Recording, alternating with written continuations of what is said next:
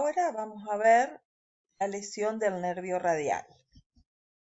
La lesión del nervio radial puede ser de tres tipos: inferior, media y superior. El radial nace entre C5 y D1. Cuando la lesión es inferior, vamos a tener que el paciente no puede extender los dedos de 1 a 5 en las articulaciones metacarpofalángicas y tiene imposibilidad de abducir el pulgar. Queda la mano péndula. La posición de inmovilización para esta lesión va a ser muñeca en hiperextensión de 30, leve extensión de metacarpofalángicas e interfalángicas y pulgar en oposición. Para la lesión del nervio radial media entre C5 y D1, se agrega la imposibilidad de supinar a partir de la posición intermedia. El paciente va a tener la mano en gota y no va a poder supinar. Entonces, a la inmovilización que vimos antes, se agrega la supinación del antebrazo. Y para la lesión radial alta, también entre C5 y D1, la parálisis radial va a ser total. Va a tener imposibilidad de extender el codo, de supinar el antebrazo, de extender la muñeca, de extender los metacarpianos, de abducir el pulgar y de extenderlo. Entonces, se inmoviliza como dijimos antes y se le agrega la extensión al antebrazo. Vemos una cirugía que lo que hace es recuperar la lesión del radial, donde se han sacado fotos antes y después del acto quirúrgico. Bueno, la lesión del nervio mediano. El nervio mediano emerge entre C6 y D1. Si la lesión del nervio mediano es una lesión inferior, atrofia al oponente, al flexor corto, al abductor corto del pulgar y a los lumbricales de 1 a 3. Se llama mano simiana. La posición de inmovilización es semiflexión de dedos y pulgar en oposición.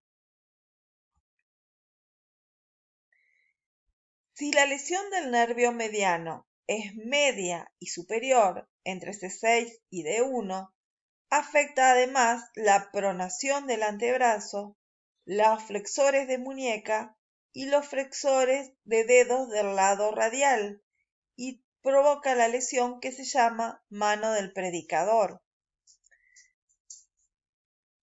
La posición de inmovilización va a ser, a lo que vimos anterior, agregar la pronación del antebrazo y la flexión de muñeca.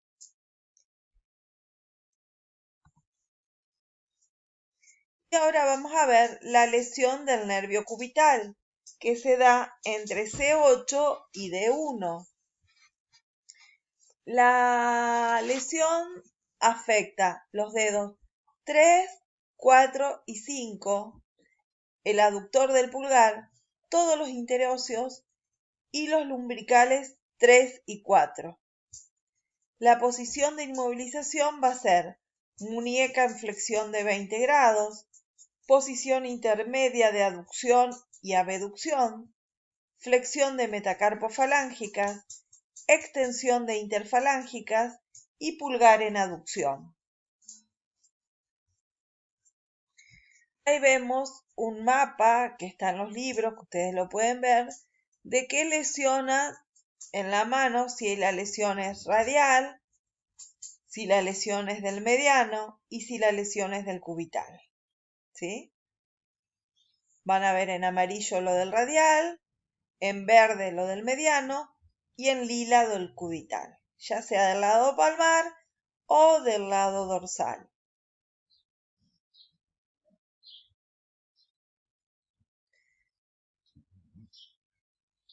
Algunas patologías también que vamos a ver puede ser la parálisis, que es tan común en el nacimiento de los bebés por el tironeo al sacarlos del canal de parto cuando quedan atracados, que se llama parálisis braquial obstétrica. La parálisis braquial obstétrica hay de dos tipos, altas y bajas. La baja también se llama de Dejerine-Kumple. Es entre C7 y D1. La lesión es en músculos de las manos y dedos, en los interóseos, en la eminencia tenar y en la eminencia hipotenar. La posición de inmovilización para esto es la muñeca en extensión, los dedos en semiflexión y el pulgar en oposición y flexión. Esto es como si estuviéramos poniendo una cucharita que sostenga los dedos en modo invertido, ¿sí? La parálisis obstétrica alta, de Duchenne-Erbe, afecta al tronco primario superior braquial, entre C5 y C7, afecta a los músculos inervados por él.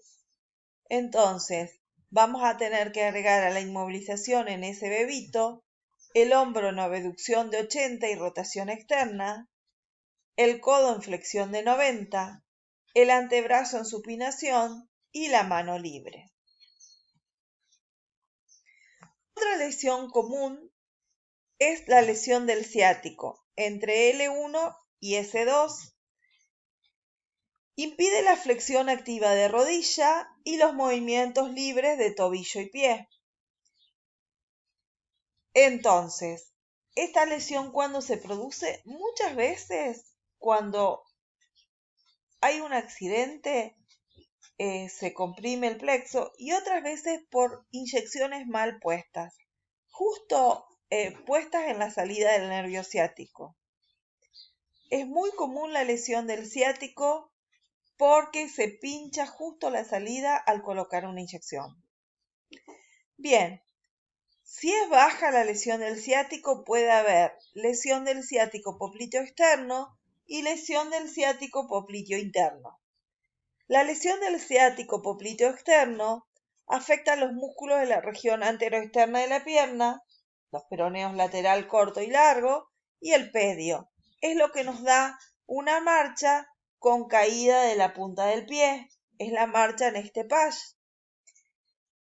Y la lesión del ciático popliteo interno afecta a los músculos de la región posterior de la pierna y plantares del pie, y es lo que nos da una marcha taloneante. Ambas lesiones se van a inmovilizar con el tobillo en 90 grados.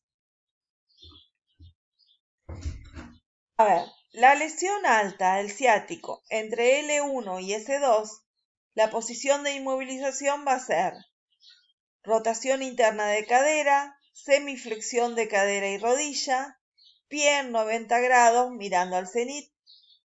Las lesiones bajas van a ser con inmovilización de pie en 90 grados.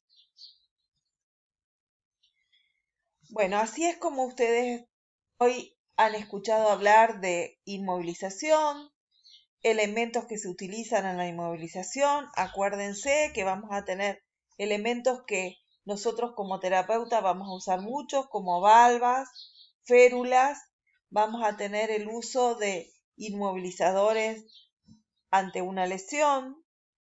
Vamos a ver pacientes después de un posyeso y ustedes van a comprender por qué esa piel está descamada, por qué los músculos han perdido su tono, han bajado el valor de muy bueno a bueno o de bueno a regular. Y también vimos los tres grandes tipos de inmovilización. La inmovilización de reposo, donde vimos inmovilización en decúbito supino, decúbito prono y decúbito lateral. La inmovilización funcional o útil, que es de resorte médico-quirúrgico. Y las inmovilizaciones de protección. Así que de esta manera, en la próxima clase que nos encontremos, ya vamos a hablar de vendaje. Muchas gracias, que estén bien.